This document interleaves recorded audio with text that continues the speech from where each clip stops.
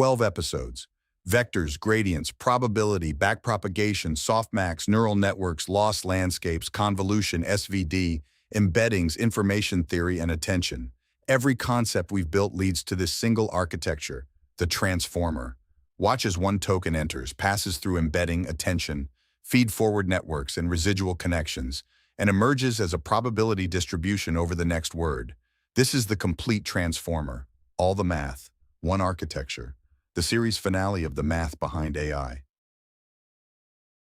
In episode 1, we learned that vectors are points in space. In episode 10, we saw that meaning itself becomes geometry in embedding spaces. Here, every word in our vocabulary gets its own d-dimensional vector. Our toy vocabulary has just 8 words, and each word maps to a 4-dimensional vector. When we feed in the cat sat, we convert each word to its ID, 0, 1, 2, and look up the corresponding row in the embedding matrix. That gives us a 3x4 matrix. But there's a problem. The catsat and satcat produce exactly the same set of vectors. The model has no sense of word order. The solution is positional encoding. We add a position vector to each word's embedding. Position 0 gets one pattern, position 1 gets another, and position 2 gets a third. After addition, x0 is our input representation. Each vector now encodes both meaning and position. This is where the transformer's forward pass begins. In episode 12, we built the attention equation. Query times key transpose scaled by root dk, passed through softmax, then multiplied by value. But in a GPT-style decoder, there's a crucial constraint. When predicting the next word, the model must not see the future. We enforce this with a causal mask. It's a simple matrix. The lower triangle is 0, meaning allowed. The upper triangle is negative infinity, meaning blocked. Why negative infinity? Because e to the negative infinity equals 0. After softmax, any blocked position gets exactly 0 weight. The model literally cannot attend to future tokens. Let's see this in our toy example. The at position 0 can only see itself, so it gets weight 1.00. Cat sees the and itself with weights 0.52 and 0.48. And sat distributes its attention across all three, the at 0.34, cat at 0.23, and itself at 0.43. Every row sums to exactly 1. The causal mask is what makes a transformer a language model. Before attention and after attention, the transformer applies layer normalization. The formula takes a vector, subtracts the mean, divides by the standard deviation, then scales and shifts with learned parameters gamma and beta. Let's see this step by step with the vector for the at position 0. The 4 dimensions are 0.60, 0.10, 0.10, and 0.00. First, we compute the mean. 0.60 plus 0.10 plus 0.10 plus 0.00, divided by 4 gives us mu equals 0.20. We subtract the mean from each dimension, centering the values around 0. Next, we compute the standard deviation. Sigma squared is 0.055, so sigma is approximately 0.2345. Dividing each centered value by sigma gives us 1.71, negative 0.43, negative 0.43, and negative 0.85. Why layer norm and not batch norm? Because each token is normalized independently. This works with any sequence length and doesn't depend on batch statistics at inference. Modern transformers like Llama use RMS norm instead. It skips the mean subtraction entirely, making it 10 to 40% faster. One more detail. Modern transformers use pre-norm, applying normalization before the sublayer, not after. This makes training more stable at large scale. After attention, each token passes through a feed-forward network. The formula is simple. Multiply by W1 to expand, apply an activation function, then multiply by W2 to contract back. Visually, it's a bottleneck in reverse. The input has D dimensions, the hidden layer expands to 4D, and the output shrinks back to D. In our toy example, that's 4 to 8 to 4. Remember the universal approximation theorem from episode 6? A single hidden layer with enough neurons can approximate any function. The FFN is exactly that, applied independently to each token. The choice of activation function matters. Real U is the classic, but it kills negative values entirely. GELU is a smooth version used in GPT and BERT, and swish or silu is the basis for swiglu, which Llama uses. Swiglu adds a gating mechanism with 3 weight matrices instead of 2. The hidden dimension is adjusted to 2/3 of 4D, keeping the total parameter count similar. For Llama 7B, that's 11,008 hidden dimensions. Here's a key insight. Attention reads from the sequence, deciding what to focus on. But the FFN reads from its weights, recalling stored knowledge. Facts like Paris is the capital of France are encoded in FFN parameters.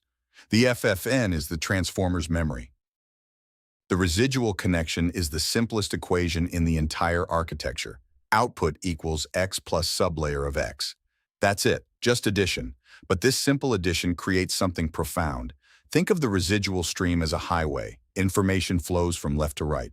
The attention head reads from the stream, processes the information, and writes its output back. Then the FFN does the same, reading, processing, and writing back. The original information is never destroyed. It's always preserved on the highway. The mathematical reason this works is in the gradient. When we differentiate through a residual connection, we get the identity matrix I plus the sublayer's Jacobian. That identity term is the key.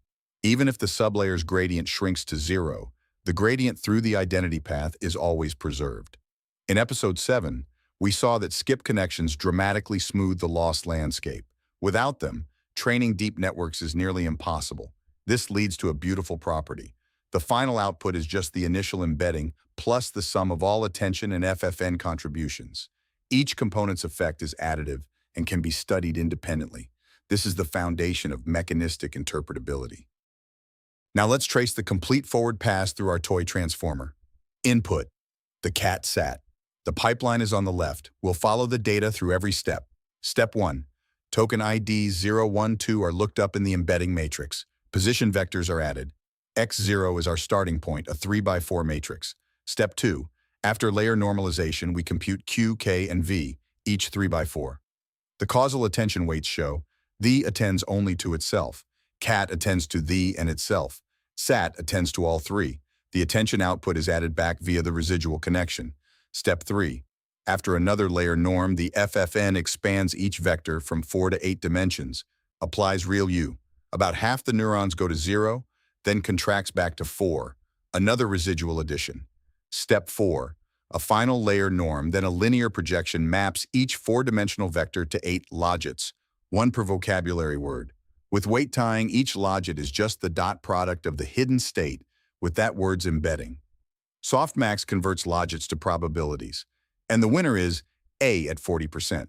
The CatSat predicts A, the complete forward pass from raw text to next word prediction. Our toy example had 8 vocabulary words in 4 dimensions. Real transformers are the same math, just bigger. The parameter count follows a simple formula, roughly V times D plus 12 LD squared. V is the vocabulary size, D is the model dimension, and L is the number of layers. Let's verify with GPT-2. Vocabulary 50,000, dimension 768, 12 layers. Token embeddings, 38.6 million. Position embeddings, 0.8 million.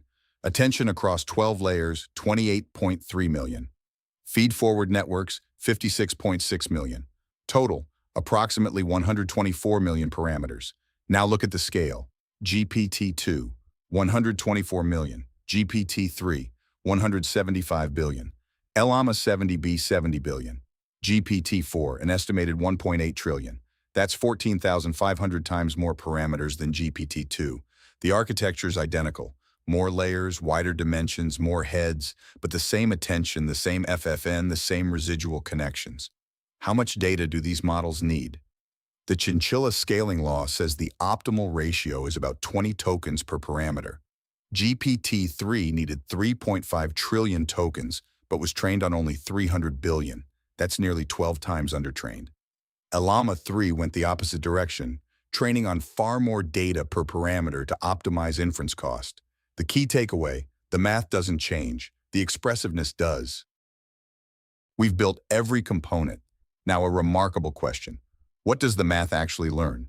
The residual stream is the key.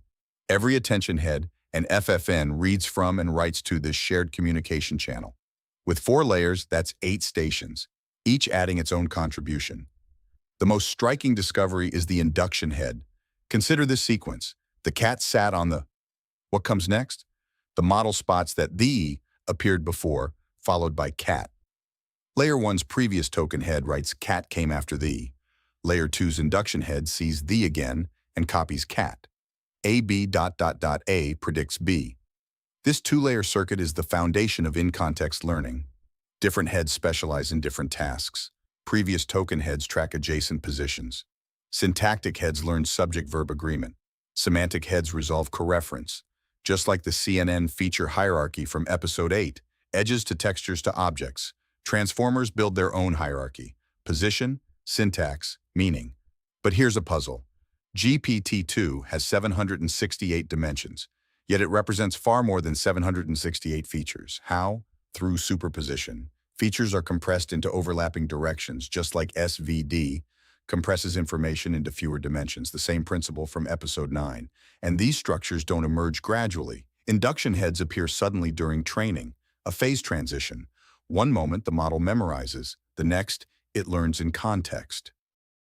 Over 13 episodes, we've built every mathematical tool needed to understand the most powerful AI architecture ever created. Vectors became embeddings. Gradients trained billions of parameters. Probability shaped every prediction. Backpropagation carried the signal. Softmax made decisions. Neural networks approximated any function. Lost landscapes revealed the terrain. Convolution gave AI eyes. SVD compressed information. Embeddings turned meaning into geometry. Information theory measured surprise, and attention taught machines to focus. The transformer unified it all into one elegant, scalable architecture that now powers the systems millions interact with daily. Understanding this math isn't just academic, it's understanding the engine of modern AI. Thank you for joining this journey. This has been the math behind AI.